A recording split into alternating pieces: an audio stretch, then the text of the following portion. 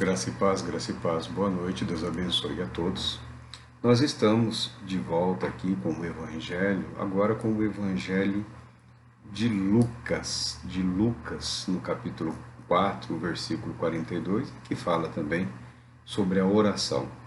Ao raiar do dia, Jesus foi para um lugar solitário.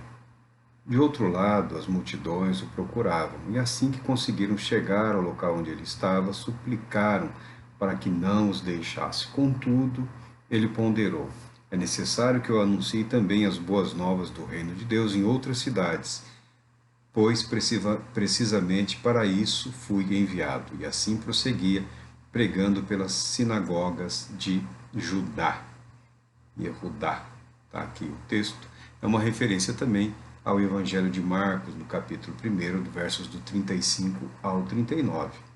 A diferença de um texto para o outro é que Marcos enfatiza que em alta madrugada, antes do amanhecer, Jesus foi para um lugar solitário para orar. Aqui Lucas apresenta a narrativa sob a perspectiva daqueles que o buscavam. Ao raiar do dia, Jesus não estava onde os seus discípulos o haviam deixado, e aquelas multidões que o seguiam também não o encontravam ali entre os discípulos e passaram a procurá-lo. Obviamente, concluíram que ele havia se afastado, se retirado para orar, porque era uma marca da vida de Jesus Cristo, era uma marca no ministério de Jesus Cristo dedicar-se à oração. Nós falamos aqui que a pessoa de Cristo Jesus, como homem, ele tinha limitações espirituais. Ele dependia da oração para receber de Deus, para receber do Espírito Santo, a dinâmica espiritual para a demonstração de poder que testemunhava a verdade do ministério de Cristo Jesus. Os comentaristas falam aqui, eu nunca me preocupei em detalhar a quantidade de vezes, mas os comentaristas falam que nas Escrituras há a menção de 25 vezes que Jesus orou. Né? Há 25 textos indicando que Jesus orava, ou seja, que ele obtinha poder para o trabalho e para alcançar vitórias morais, como fazem os demais homens, pela oração. Estava sujeito, o nosso Senhor Jesus Cristo, às condições humanas para obter o que ele desejava. Cristo dependia da unção do Espírito Santo para exercer poder, para manifestar o poder de Deus, para testemunhar com poder e autoridade, para que a graça de Deus se manifestasse salvador aos homens. Cristo dependia do Espírito Santo, sendo ele homem, sendo ele perfeitamente humano. Há discussões através da história da igreja com vistas à divindade, à humanidade de Cristo Jesus. E também, em determinados momentos, as pessoas enfatizam uma verdade ou outra, a humanidade de Cristo Jesus, e em outras ocasiões enfatizam também a perfeita divindade do Filho de Deus. São duas verdades, né, que nós não temos como exagerar em nenhuma delas. Nós não podemos negar uma em favor da outra, adotar uma e abolir a outra. Mas, no que diz respeito à vida espiritual, à vida de manifestação de poder, nós não falamos em nenhum momento contra a oração. Nós não acreditamos que a oração seja um fim em si mesmo. A oração é um método, a oração é um compromisso, a oração é a demonstração da submissão à vontade de Deus, ao poder de Deus. Então, as pessoas costumam usar um vocabulário tentando expressar assim, a oração poderosa, a oração que faz isso, a oração que faz aquilo. Não. Não é a oração. Não é a oração. Porque se a oração pela oração garantisse algum tipo de resultado, pessoas que se dedicam mais intensamente a essa prática seriam invariavelmente, todas elas operadoras de milagres, de sinais, de prodígios e de maravilhas. E não é exatamente, necessariamente, o que ocorre na vida de homens e mulheres que temem a Deus, que buscam a Deus e que se dedicam à oração. A oração não salva, a oração não cura, a oração não liberta. A oração é um vínculo de comunhão. A oração, para a vida do religioso, para a vida do cristão, é como a respiração. É através da respiração que o oxigênio invade o nosso ser, o nosso organismo, e as células são alimentadas com oxigênio. É através da respiração que o nosso organismo expele os gases tóxicos decorrentes da queima do oxigênio pelo nosso corpo. Da mesma maneira que a respiração é fundamental para a manutenção da vida humana, a oração é fundamental para a conservação da vida espiritual. O milagre quem realiza é Deus. A libertação quem realiza é Deus. Os sinais, as maravilhas, os prodígios são realizados pelo Espírito Santo. Então não é a oração pela oração que é capaz de resolver qualquer problema na vida do indivíduo. É claro que a oração pode ser apresentada também como uma técnica de domínio da ansiedade, como uma técnica de melhora da concentração, pode ser também um exercício de memória. A oração pode se estabelecer na vida religiosa com inúmeras finalidades, com diversos propósitos que não ferem o seu propósito principal e fundamental, que é o de quê? Manter a vida espiritual, manter a dinâmica de comunhão daquele que crê com o Deus que está disposto a realizar tudo aquilo que prometeu e se comprometeu. E nisso Jesus Cristo nos mostra um caminho.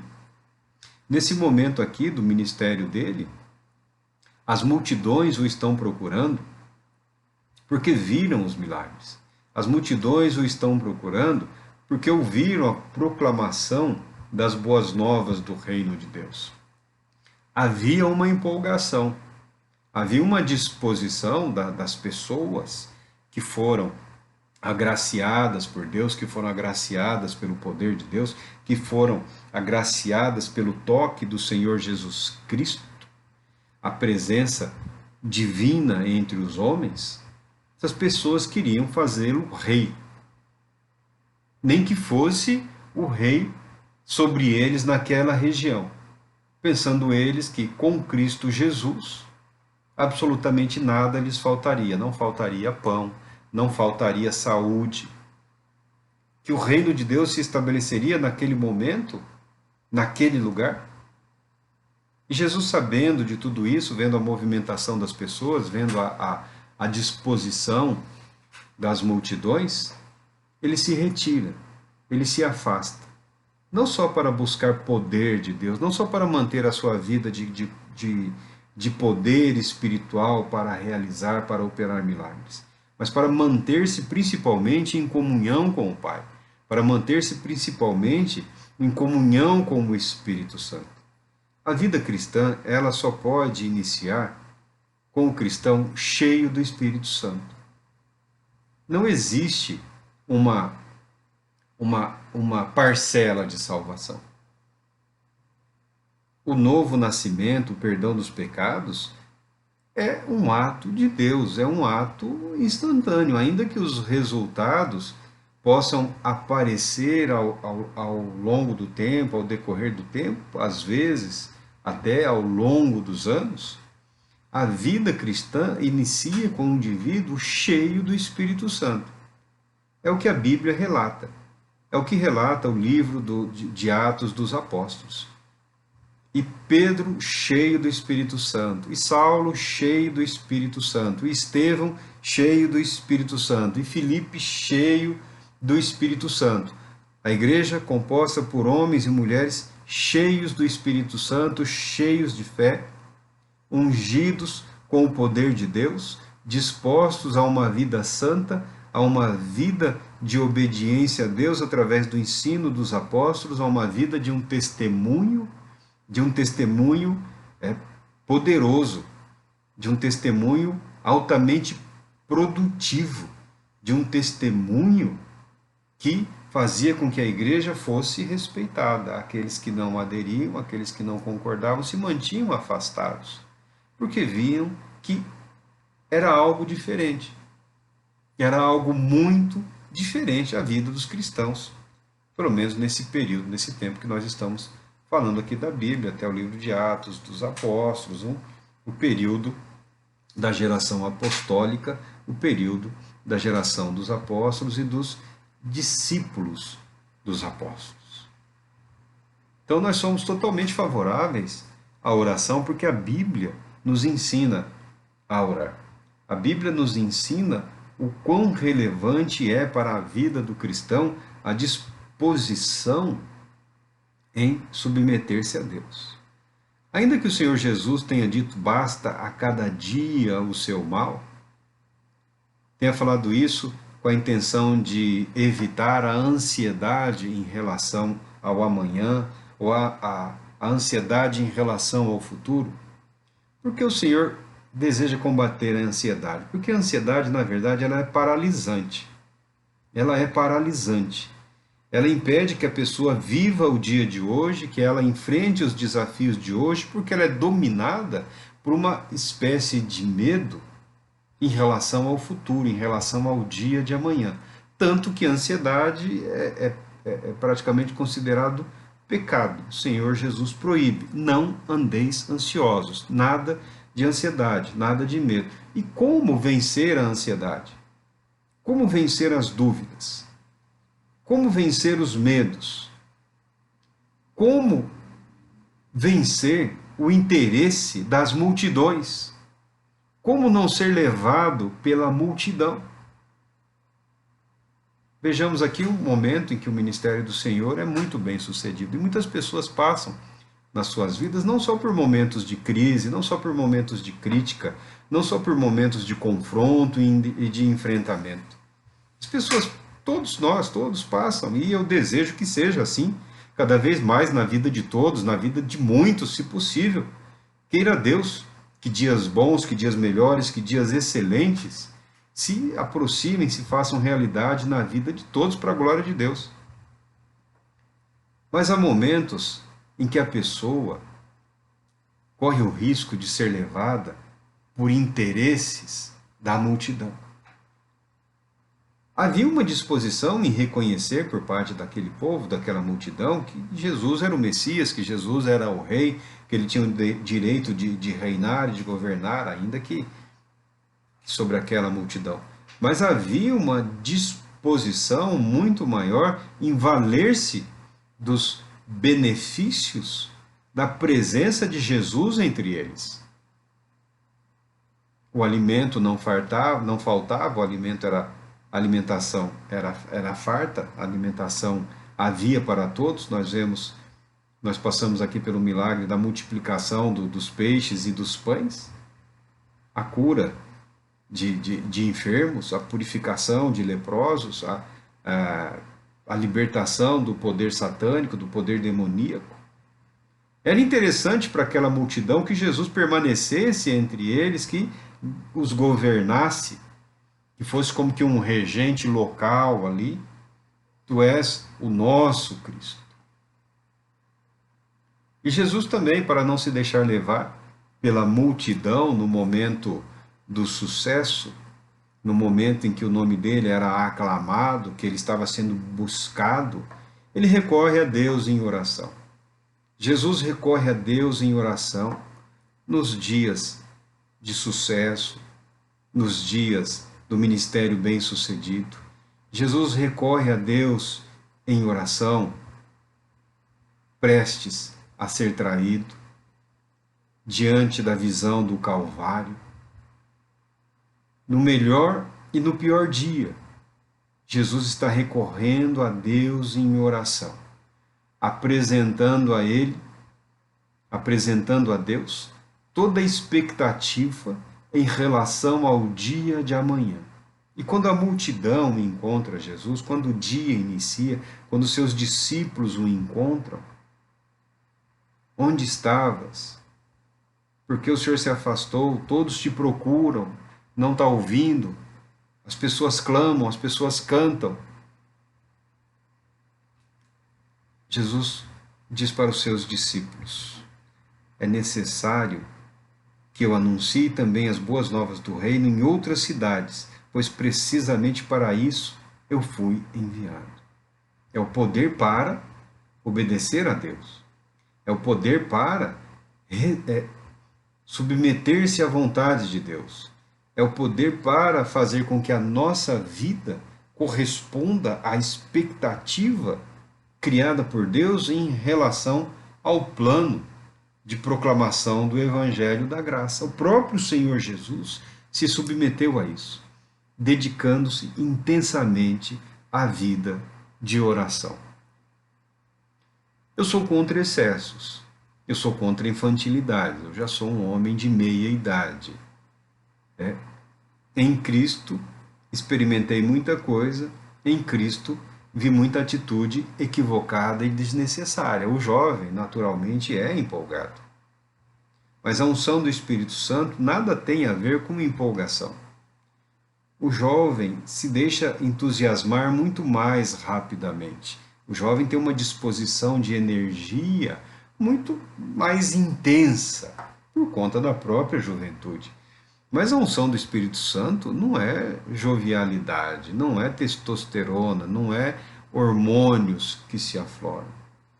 A unção do Espírito Santo, a capacitação de Deus para viver em conformidade com a vontade de Deus, não é uma energia física. É a constituição de um caráter. É o colocar em ação um compromisso que se renova dia após dia. O renovar-se em Deus. Fala-se as cerimônias, as pessoas gostam muito de cerimônias, né? Cerimônia de casamento, isso é muito importante. Cerimônia de renovação dos votos. Eu não entendo por que renovar, se o voto feito era para ser para sempre, então por que você precisa renovar algo que vai ser para sempre? Mas na nossa mente é importante isso. Na nossa mente é importante que de tempos em tempos nós experimentemos aquela emoção, aquele sentimento, aquela disposição, aquele compromisso de uma maneira mais intensa. E a oração traz para a nossa vida toda essa verdade. A vida que se inicia pela fé em Cristo Jesus, com nada menos do que cheios de fé e cheios do Espírito Santo, ela pode ser renovada. Ela pode ser renovada dia após dia, semana após semana, mês após mês, ano após ano. Porque não há como nós nos cansarmos de Deus. Não há meios de nós nos sentirmos esgotados em relação ao amor de Deus. Muito pelo contrário.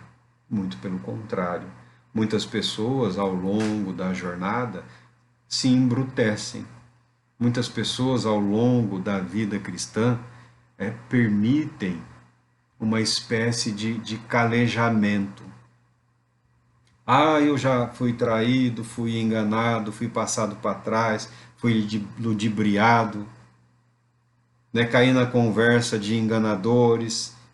Isso não é incomum, mas a responsabilidade pelos erros, a responsabilidade pelos tropeços, a responsabilidade pelos fracassos, a responsabilidade pelos fiascos, a responsabilidade pelo desânimo é totalmente nossa. Nós que estabelecemos alvos e perspectivas que, em várias ocasiões, se mostram muito além da nossa capacidade para aquele momento. Quando falamos que nós vivemos num ambiente dominado pela ficção, isso é uma coisa séria, eu não estou banalizando a cultura dos dias de hoje. Eu estou dizendo que muito do que as pessoas tentam viver ou experimentar pela fé é mera ficção, é mera fantasia, é delírio. É delírio criado pela mente mirabolante de alguém. Não é o que a palavra de Deus expressa como verdade. Não é o que a palavra de Deus declara ser o fundamental, ser o mais importante para nós no dia de hoje. A oração é reflexo de uma vida curada. A oração é reflexo de uma vida restaurada. A oração é a confissão de que a nossa vida, como o ar que nós respiramos, a nossa vida é Cristo Jesus. Que em tudo dependemos dele. Que em todas as ocasiões nós nos submetemos à vontade dele, ainda que tenhamos dificuldades para discernir qual é o propósito de Deus em determinados momentos da nossa vida. Mas o plano geral apresentado por Deus, que diz respeito à humanidade, para o qual a igreja foi convocada a integrar, é o plano de salvação. É o compromisso e o comprometimento com a obra redentora de Deus, sendo nós responsáveis pela proclamação da mensagem da salvação. Colaboradores de Deus, como diz o apóstolo Paulo, proclamando pela fé, vivendo pela fé, realizando pela fé, glorificando a Deus por dia após dia de dependência dele. Milagres são importantes? Milagres são importantes. Mas por que se chamam milagres? Porque não acontecem com tanta frequência. Porque se acontecessem com frequência, seriam frequentes, não seriam milagres. Eu creio em milagres. Eu só tenho dúvidas quanto à real necessidade de nós esperarmos por eles. Porque o chamado de Deus, ele é bastante específico. O chamado de Deus, ele traz em si uma urgência de 2000 anos. Uma urgência de 2000 anos que a igreja ainda não conseguiu colocar em perfeita prática. A proclamação do Evangelho de Jesus Cristo até os confins da terra. A vida em submissão a Deus e na dependência de Deus, colaborando com o Espírito de Deus na proclamação do Evangelho para a salvação das almas perdidas e, ao mesmo tempo, curando os feridos, resgatando os que foram aprisionados, libertando os cativos, restaurando a visão espiritual daqueles que se comprometeram, que se corromperam, purificando as mentes e corações daqueles que se permitiram contaminar por filosofias mundanas, por perspectivas equivocadas do que diz respeito ao reino de Deus, ao reino de Cristo Jesus e a maneira, ao modo e o poder através do qual ele será estabelecido definitivamente entre os homens. Eu peço ao Deus Todo-Poderoso, ao nosso Pai, que ilumine poderosamente a sua mente, que conceda alegria intensa no seu coração, que o seu espírito, que a sua alma sejam visitados pelo poder regenerador do Espírito Santo, o Espírito da verdade, o Espírito de vida, o Espírito de ressurreição e vida, que te conduz a uma compreensão muito além do que os nossos olhos são capazes de enxergar, para que você contemple a glória de Cristo Jesus. Para que você relembre a manifestação da glória de Deus, o amor de Deus através da fé em Cristo Jesus. Para que o dia da sua salvação, para o dia em que Deus demonstrou o amor dele de maneira viva para você, para que esse dia seja resgatado, para que essa experiência que marcou a sua vida seja renovada, para que você receba novas forças na intensidade, no amor e na graça de Deus. na preciosa e doce comunhão com o Espírito Santo de Deus, para que você receba perfeita paz e libertação de todo esse tormento, de toda esta angústia, de toda essa aflição, de todo esse medo, de todo esse ódio que ainda permanece como que uma crosta na sua alma, como que uma ferida no seu espírito. Deus Todo-Poderoso te ilumine, te proteja e te conceda a paz. Que o amor de Deus renove a sua vida, para que o dia de amanhã seja um dia de perfeita paz, seja um dia de fé, seja um dia de esperança no amor de Deus em Cristo Jesus. Que Deus Todo-Poderoso te abençoe.